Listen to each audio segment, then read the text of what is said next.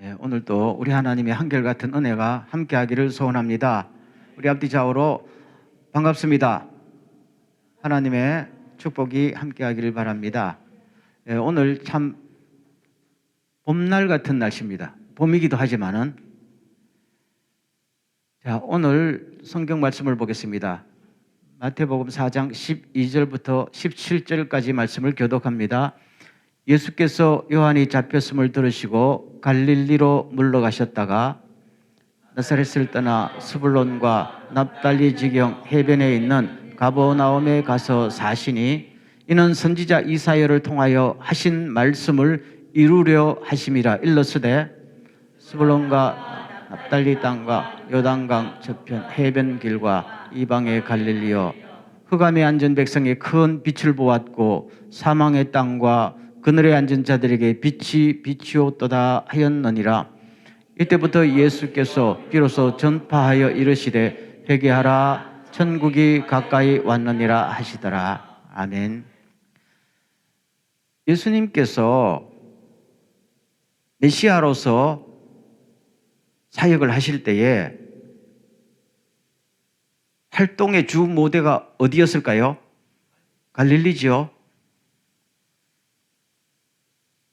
보통 사람들은 상식적으로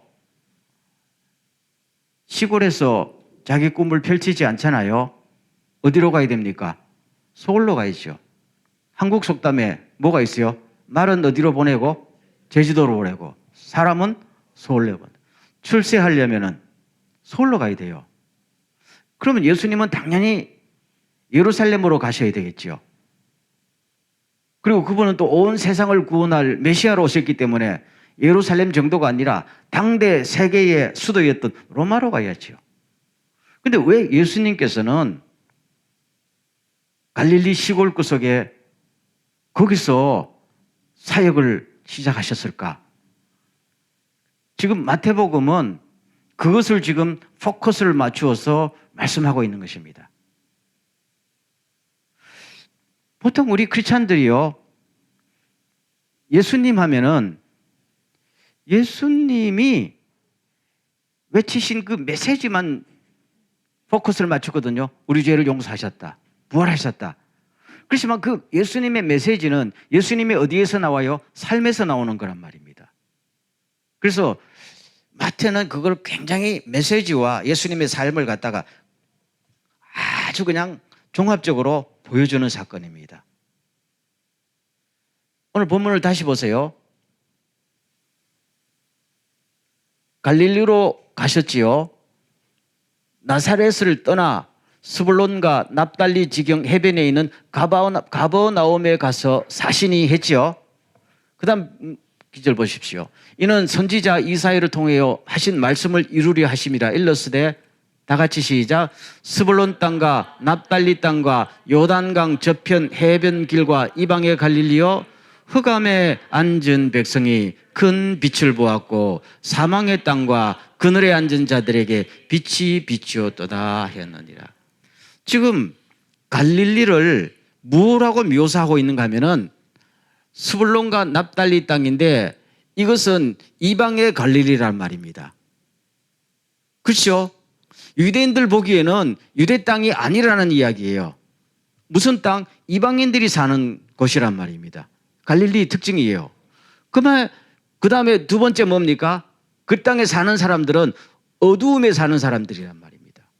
이것은 영적으로 완전히 어두움에 방치된 사람이란 말입니다. 어디하고 비교해 볼 때? 예루살렘과 비교해 볼 때. 그 다음에 두 번째는 뭡니까? 사망의 땅이란 말입니다. 그렇죠? 빛이 비치지 않은 땅이고 어둠의 땅이니까 거기는 사망이 있단 말입니다. 영적으로. 지도를 한번 볼까요? 여기서 스불론과 납달리 땅이라고 그랬죠? 스불론, 납달리.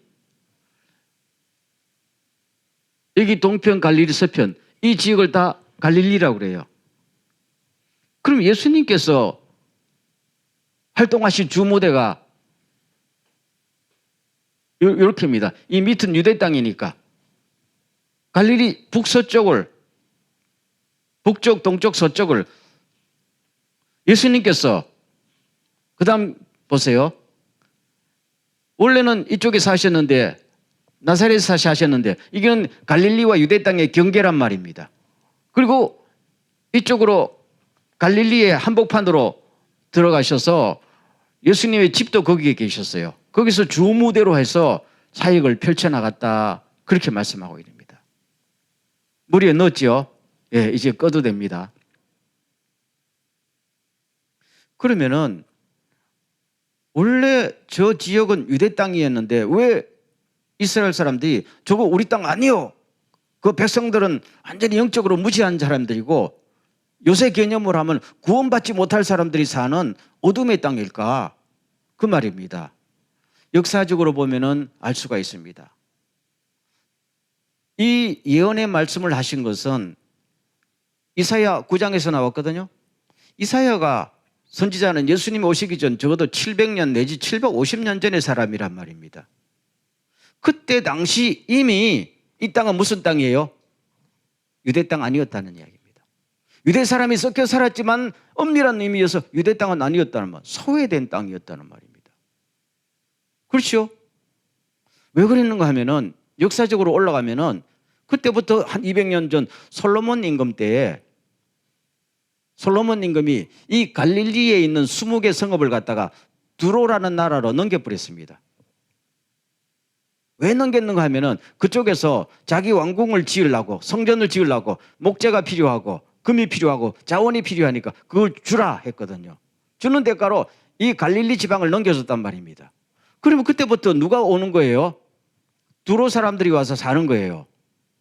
그러면 거기 살던 스불론 지파나 납달리 사람들이 거기에 밀려가 딴 데로 이사 가겠어요? 아니지요. 갈 사람은 가지만은 뭡니까? 다 쫓아낼 수 없잖아요. 그러니까 피가 섞이는 겁니다.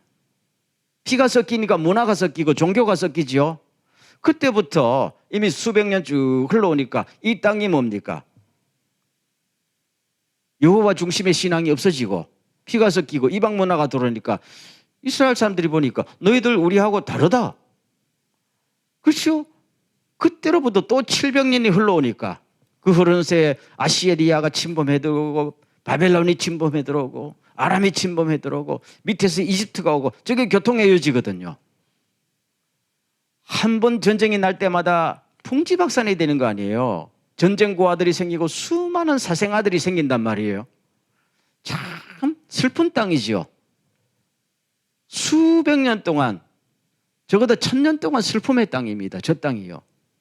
그렇지만은 같은 민족인 이스라엘에서는 부모 안으려는 생각도 안 하고 뭐예요? 너희들 더러운 땅, 버림받은 땅, 피가 다른 땅, 구원받지 못한 땅이랬단 말이에요. 예수님 당시까지요. 예수님 당시는 더 심했단 말이에요. 그래서 이사야가 말합니다. 지금은 그렇지만 누가 오시면은 메시아가 오시면 여러분들의 땅이 바뀔 것이다. 어둠의 땅에 빛이 비쳐가고 사망의 땅에 생명이 올 거다 라고 했단 말입니다. 지금 마태가 그 인용을 하시면서 예수님께서 갈릴리로 가셨다. 이게 그냥 뭐예요? 이 갈릴리에 사는 사람, 그렇죠? 사람들 보면은 마태도 갈릴리 출신이거든요. 거의 갈릴리 출신 아닙니까? 볼 때는 가슴이 벅찬단 말입니다. 그렇죠? 드디어 이렇게 됐단 말입니다. 참 놀라운 것이죠. 그럼 한 걸음 더 나가서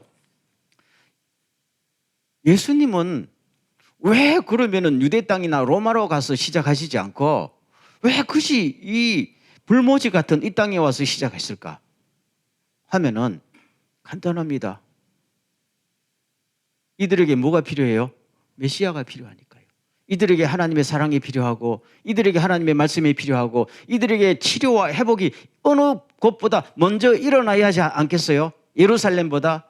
예루살렘은 예수님도 여러 번 갔지만은 참 교만한 땅이거든요. 우리는 하나님을 제일 잘 챙긴다. 메시아가 필요 없는 거 아니에요. 자기들이 의롭다니까. 예수님께 거기 가봐도 아니 뭐 시골에서 오는 젊은 청년이 말입니다. 아무리 외쳐도 그냥 토해내는 거예요. 여러분, 우리가 누구한테 가서 사람에게 섞일 때도, 그렇죠? 나를 환영하는 데 가는 거 아니에요? 나를 배척하는 데 가서는 일을 할 수 있어요? 못해요. 예수님이 자기 고향에 가서도 배척받으니까 더 이상 안 가셨잖아요. 어떻게 하겠어요? 유대 땅은 그런 땅이었고. 그런데 이 땅에 오니까 그래도 이분들은 하나님의 말씀을 전하니까 꾸역꾸역 받아들인단 말입니다. 받아들이니까 더 주고 싶고 더 베풀고 싶잖아요. 그래서 주님의 마음이 자기도 모르게 쫙 이쪽으로 쏠립니다. 그리고 나중에 보면요, 예수님께서 진심으로 이 땅에 사는 갈릴리 지방에 사는 사람들 사랑하셨어요. 보면은 뭡니까? 민망해 여기시고 짠했단 말입니다. 눈물도 흘리시고 다 퍼주고 싶었죠.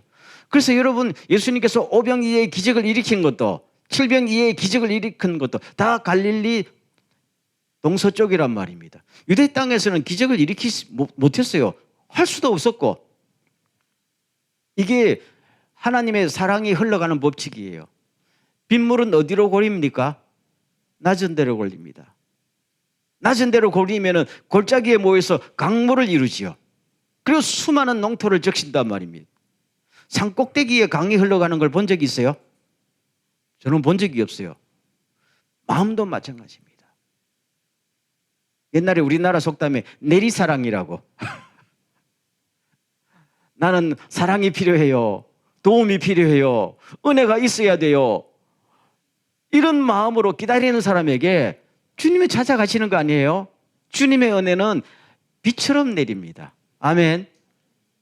그것이 어디예요? 갈릴리였단 말입니다. 남들 보기에는 참 못 배우고, 그렇죠? 무지하고 사납고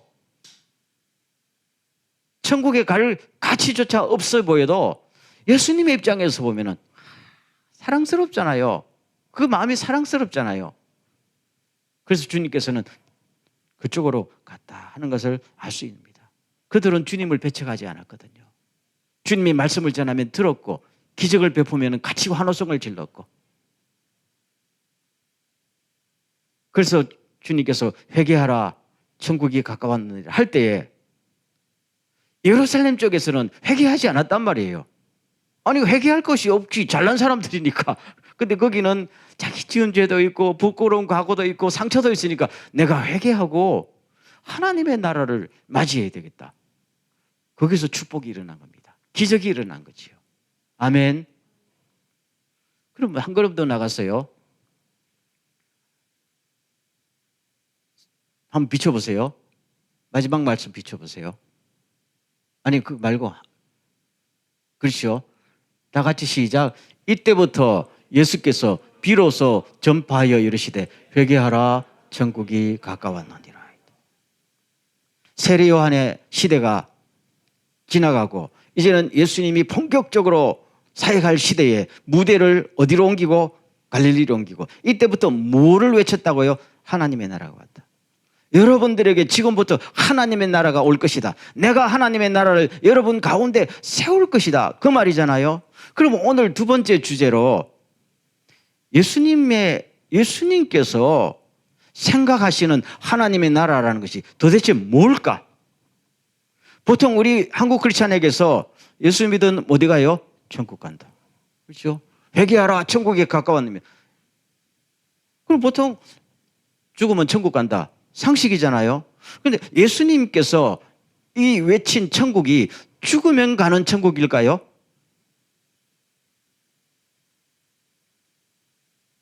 아주 상식적인 질문을 했는데 묵비권을 행사하시지 말고 죽어서 가는 천국일까요? 예스예요, 노예요? 아니란 말이에요. 잘 기억하세요. 계속 신약 성경에 예수님께서 이 땅에 오시자마자 외쳤던 게 회개하라, 천국이 갖고 왔다. 회개하라, 하나님의 나라가 왔다 할 때 이 예수님이 의미한 천국, 하나님의 나라는 죽어서 가는 하나님의 나라, 죽어서 가는 천국이 절대로 아니다. 꼭 기억하세요. 근데 이상하게 한국 땅에 와서는 이 땅에서는 아무렇게 살아도 은혜로 구원받아서 천국만 가면 되지 뭐, 이런 논리가 성립된 거 아니에요? 그러다 보니까 요새 한국 교회의 신앙들이 어떻게 돼요?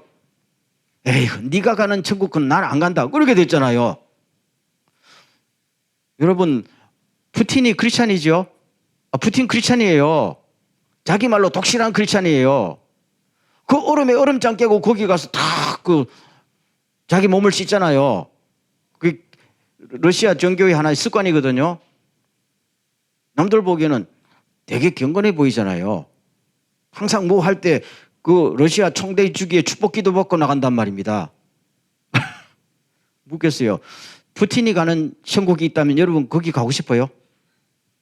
나는 안 가요. 그렇죠? 근데 우리 신앙이 이상하게 죽어서 가는 천국 되니까 푸틴도 회개하면 천국 간다잖아. 물론 회개하면 천국 가겠지요. 그렇지만 푸틴이 지금 지옥을 살아요? 천국을 살아요? 묻겠어요. 푸틴이 지금 지옥에 살고 있어요? 천국에 살고 있어요?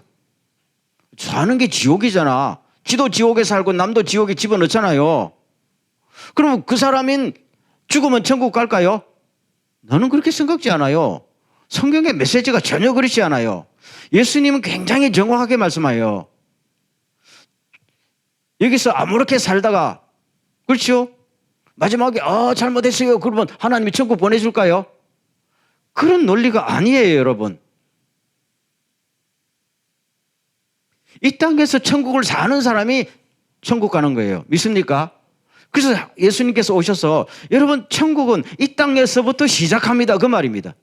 죽어서 가는 천국이 없다는 게 아니에요. 죽어서 가는 놀라운 천국, 부활의 천국이 있지만 시발점이 뭐예요?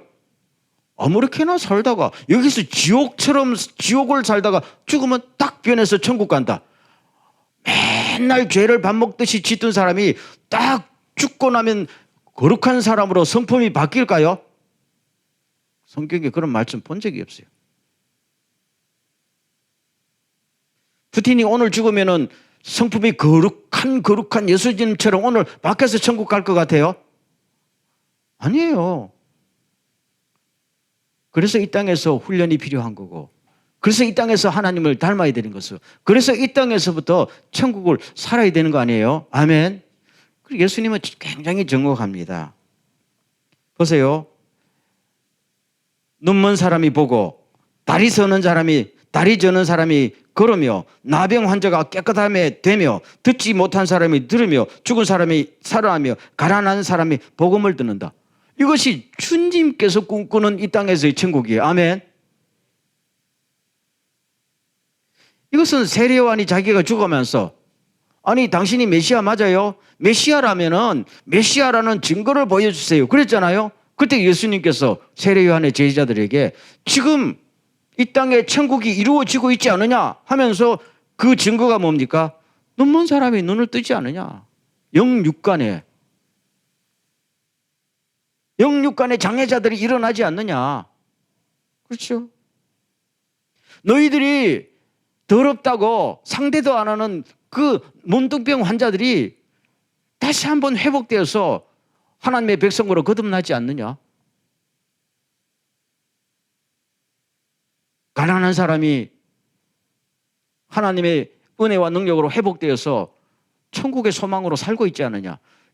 이게 하나님의 나라라는 겁니다. 아멘. 그래서 예수님께서는 하나님의 나라는 여기 있는 것도 아니고 저기 있는 것도 아니고 어디에 있다? 너희 가운데 있다. 아멘. 우리 가운데요. 여기서 하나님의 사랑이 있고 서로 위로가 있고 격려가 있고 소망이 있고 말씀이 있고 그렇죠? 때로는 회개가 있고 회복이 있으면은 이 안에 뭡니까? 이게 이런 분위기라면은 가부키죠 술집하고는 분위기가 좀 다르지 않아요? 그럼 어느 곳에 하나님의 나라가 보이는 거예요? 이게 하나님의 나라. 이 세상에서는 구경을 못 하잖아요. 그렇죠? 그런데 여기서는 하나님의 나라가 이루어지옵소서. 이게 예수님의 주기도 아닙니까? 하나님의 뜻이 하늘에서 이룬 것처럼 땅에서도 이루어지고 그의 나라가 뭡니까? 하나님의 나라가 이 땅에서 이루어지게 하옵소서. 주님의 하나님의 나라는 천국은 그거란 말입니다. 그래서 나중에 사도 바울이 이걸 깨닫고 로마서 14장에서 이렇게 말합니다. 여러분, 하나님의 나라는 먹는 것과 마시는 것이 아니라 성령 안에서 누리는 의와 평화와 기쁨입니다. 이게 원래 우리 교회 또 여절 말씀이지만 우리 안에 하나님의 의가 있고 평화가 있고 기쁨이 있으면 이 안에 뭐가 형성된 거예요? 하나님의 통치가 일어나고 하나님의 백성이 있으면 거기 하나님의 나라 아니에요? 저는 우리 도쿄 뉴처치가 하나님의 나라가 이 안에서 용서를 치는 그런 교회가 되기를 주의 이름으로 축원합니다. 그러면은 마지막으로 그럼 이 하나님의 나라가 어디에서부터 시작했다고요? 갈릴리. 그럼 오늘 여러분에게 묻겠어요. 우리가 예수님의 제자라면은 우리가 주님의 일꾼으로서 주님의 본을 받아서 이 땅에 하나님의 나라를 어떻게 해야 돼요? 세워나가야지요. 그 사명을 받았잖아요. 그러면은 우리가 일해야 될 갈릴리는 어딜까요? 어디서부터 하나님의 나라를 세워나가야 돼요? 조금 어려운 질문이니까. 그렇지만 이런 생각 안 해보셨어요? 그렇죠? 그냥 예수 믿고 죽으면 천국 가요? 아니잖아요. 하나님께서 당장 우리를 천국에 안 데려가는 이유는 이 땅에서 하나님의 나라를 세운 다음에 오라는 거잖아요. 그러면 주님처럼 우리는 갈릴리를 찾아야 되는데 어디가 갈릴리인가? 어디예요? 갈릴리는 우리 주변에 어디에나 있겠지요. 지금 팔레스틴으로 갈 거예요. 저 완전히 신도시야. 저기는 가면은 갈 필요도 없어요. 마태복음 5장에 보면은 예수님께서 산에 올라가셔서 말씀을 하시죠. 기억날 줄 압니다. 마음이 가난한 사람은 복이 있습니다. 그렇죠? 그 다음 기질이 뭐예요? 천국이 너희의 것이며. 그렇죠? 그럼 우리는 어디로 누구를 만나야 돼요? 마음이 가난한 사람. 그럼 우리 주변에 마음이 가난한 사람이 있을까요? 없을까요? 저부터도 마음이 가난해요. 뭔가 채워져야 되잖아요. 채워져야 돼요. 그렇죠? 이 세상에 돈이나 권력으로 채워지지 않는단 말이에요. 그런 사람은 하나님의 나라에 관심이 없잖아요. 근데 살다 보면요, 저 사람은 돈으로도 기쁨을 누리지 못하고 권력으로도 누리지 못하고 마음속에 뭐가 텅 비어 있어. 수가성의 여인처럼. 그거는 정말로 예수님을 만나고 영원한 하나님의 나라에 그게 들어와야 가슴이 메꿔진다는 말입니다. 그런 사람이 있을까요? 없을까요?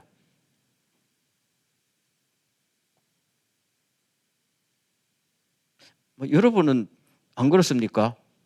저는 살아보니까 돈이 있으면 좋겠더라. 진짜 세상에 돈이 중요하니까. 건강도 있으면 좋겠더라. 명성도 있으면 좋겠고요. 근데 쭉 살면서 느낀 것이, 만약에 지금 나한테 일본 돈 100억엔 주고 건강도 막 젊은 사람처럼 주면 내가 내 인생에 모든 이 가슴이 확 트여지면서 내 인생이 만족할까? 그럴 것 같아요. 여러분 어때요? 지금 헷갈립니까? 지금 갈등하는 거예요? 여러분들은 일본 돈 100억엔 주고, 그렇죠? 건강 주고, 그 다음에 그 대가로 너는 천국 오지 말고 지옥 가라 하면 만족할까요? 그걸 안 하잖아. 안 하면서 왜 대답을 안 해요? 이미 여러분의 마음속에는 이 땅에 있는 것을 다 줘도 가슴이 차지 않는다는 거잖아요. 만족하지 않는다는 거잖아요. 그렇죠? 그래서 우리는 마음이 어떤 사람이에요? 이거 가난한 거예요. 이게 가난한 거예요. 이런 사람들이 우리 주변에 있을까요? 동경신에 나는 많다고 봐요. 딱 보면 동경이 굉장히 세속적이고 물질적이고 먹고 사는 것에만 충족스러운 것 같지만, 그러나 이 중에요, 이 땅의 것으로 도저히 마음에 채워지지 않은 사람이 있을까요? 없을까요? 많다고 봐요. 겉으로 봐서는 못 느낍니다. 그러나 살아갈수록 돈이 있어도 안 되고 건강해도 안 되고 마음속에 항상 텅 비어 있는 사람, 그거는 뭘로만 채워요? 예수님의 복음만으로만. 예수님의 사랑으로 영원한 하늘나라가 그 사람에 쫙 들어야만이 가슴에 구멍이 메꾸어지는 사람들이 있을까요, 없을까요? 우리 눈은 안 보입니다. 그들 중에는 유명한 배우도 있을 것이고 가네모치도 있을 것이고 권력을 잡은 사람도 있어요. 우리 보기에는 막 권력 하지만 그 마음속에는 권력으로 채워지지 않은 빈 구멍이 있으면 그 사람은 어떤 사람? 가난한 사람이에요. 이 사람에게는 뭐가 필요합니까? 천국이 필요하단 말입니다. 그럼 이런 사람들 사이에 속에서 하나님의 나라를 세워나가야 되겠죠. 아멘. 아멘. 굉장히 중요한 말씀입니다. 그럼 우리 눈으로 하나님, 우리 주변에 누가 마음이 가난한 사람이에요? 그렇죠? 누가 갈릴리에서 살아가고 있어요? 하면은 그런 사람을 좀 만나게 해주세요. 만날 수도 있는 것이죠. 그럼 그런 사람들은 기다렸다는 듯이 나에게 하나님이 필요합니다. 아멘. 이거예요. 슬퍼하는 사람이 복이 있다. 하나님이 그들을 위로할 것입니다. 우리 주변에 슬퍼한 사람 많습니다. 그렇죠? 생이별해서 슬퍼한 사람, 아니면은 슬럼프에 빠진 사람, 이런 거는 어느 사회에서도 고쳐주지 않아요. 병원에 가도 이거는 못 고쳐져요. 정치가들도 이거 못 고쳐져요. 이것은 오직 예수 그리스도만이 고쳐줄 수 있는 거 아니에요? 그래서 분명히 말하잖아요. 슬퍼하는 사람은 복이 있다. 왜 복이 있어요? 하나님의 위로를 받을 것이잖아요. 회복된다는 말입니다. 이런 사람들 사이에 하나님의 나라를 세워가야 된다. 온유한 사람은 복이 있다. 이 땅에서 온유한 사람은 바보잖아요. 그렇지요? 그렇지만은 복이 있다는 겁니다. 하나님의 영원한 영토를 그들에게 주겠다는 거잖아요. 그렇죠? 뭐 계속 그런 식으로 나옵니다. 그래서 지금 아까 성경 말씀을 한 군데만 더 볼게요. 마지막 제가 읽을 테니까 이 뜻을 보세요. 사도 바울이 고린도 교인들에게 쓴 편지입니다. 불의한 사람들은 하나님의 나라를 상속받지 못하리라는 것을 알지 못합니다. 착각하지 마십시오. 음행을 하는 사람들이나 우상을 숭배하는 사람들이나 간음을 하는 사람들이나 여성 노릇을 하는 사람들이나 동성애를 하는 사람들이나 도둑질을 하는 사람들이나 탐욕을 부리는 사람들이나 술 취하는 사람들이나 남을 중상하는 사람들이나 남의 것을 약탈하는 사람들은 하나님의 나라를 상속받지 못할 것입니다. 이 세상의 것으로 채우고 싶다는 사람이다 하잖아요. 여기서부터 시작. 여러분 가운데 이런 사람들이 들어 있었습니다. 그러나 여러분은 주 예수 그리스도의 이름과 우리 하나님의 성령으로 씻겨지고 거룩하게 되고 의롭게 되었습니다. 이런 사람들이 뭡니까? 바뀌어서 이런 사람들 속에 하나님의 나라가 이루어지고 있다는 겁니다. 여러분들 그걸 경험하지 않습니까? 원래 고린도라는 도시가 너무너무 죄악이 많은 도시 아니었어요?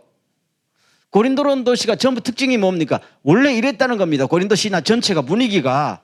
그런데 거기에 복음이 들어가고 하나님의 생명이 들어가고 하나님의 치료 회복의 역사가 일어나니까 이런 사람들이 바뀌어가지고 성령으로 씻겨지고 거룩하게 되고 의롭게 된단 말입니다. 이것이 교회의 사명이고, 글쎄요, 이렇게 되는 것을 보는 것이 우리들의 기쁨이고 하나님의 나라란 말입니다. 그렇죠? 이거를 생생하게 증거하잖아요. 야, 놀랍다, 놀랍다. 자, 오늘 말씀을 맺겠습니다. 여러분, 우리 한국에 가면은 여러분 모를 수도 있겠는데 옛날에 난지도라고 있었어요. 알지요? 알아요? 지금 난지도가 있는 땅이 뭐가 됐어요? 그렇죠. 그 상암동 축구 경기장 되고 완전히 그 무슨 뭐 테크노 뭐 기술 단지처럼 돼서 굉장히 의리의리한 빌딩들이 세워졌더라고요. 저는 난지도를 기억합니다. 늘 한강변을 따라서 김포공항을 왔다 갔다 할 때, 옛날에 인천공항 왔을 때 거기서 꾸역꾸역 연기가 하늘로 올라갑니다. 거기가. 왜요? 서울 시내 쓰레기 매립장이에요. 쓰레기가 조금 있는 게 그게 쓰레기 산 산더미처럼 쌓여서 아무도 그 근처에 가지 않았단 말입니다. 악취가 나고 아무도 그것이 지금 저렇게 변할 줄 누가 알았겠어요? 그렇죠? 여러분, 갈릴리가 하늘나라의 중심축이 될 줄 누가 알았겠어요? 아멘. 이런 고린도 교회에 하나님의 나라가 들어갈 줄 누가 알았겠어요? 저 냄새 나는 곳, 연기 나는 곳에 다 기피하는 지역에, 기피하는 사람들 속에. 그러나 예수님께서 불쌍히 여기는 마음을 가지고 그들에게도 하나님의 나라가 필요하다 세울 때에 놀라운 반전이 일어나고 지금도 일어나는 줄로 믿습니까? 사실 우리도 그런 사람들이었고, 그렇죠? 그렇습니다. 그래서 오늘 말씀을 맺으면서 예수님의 본을 본다면은 우리는요, 내가 필요로 하는 곳으로 가지 말고 나를 필요로 하는 곳으로 갈 때에 하나님의 나라가 이루어집니다. 아멘. 주님은 유대나 로마로 가지 않았었어요. 너 왜 거기 가느냐?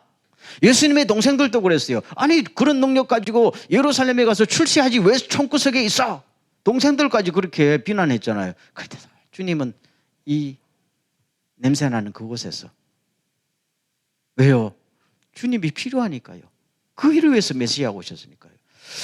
젊을 때는 내가 필요로 하는 곳으로 가세요.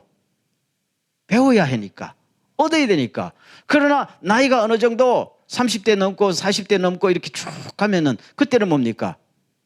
남에게 베푸는 인생을 살려면은 나를 필요로 하는 곳으로 갈 때에 그때부터 하나님이 나를 쓰십니다.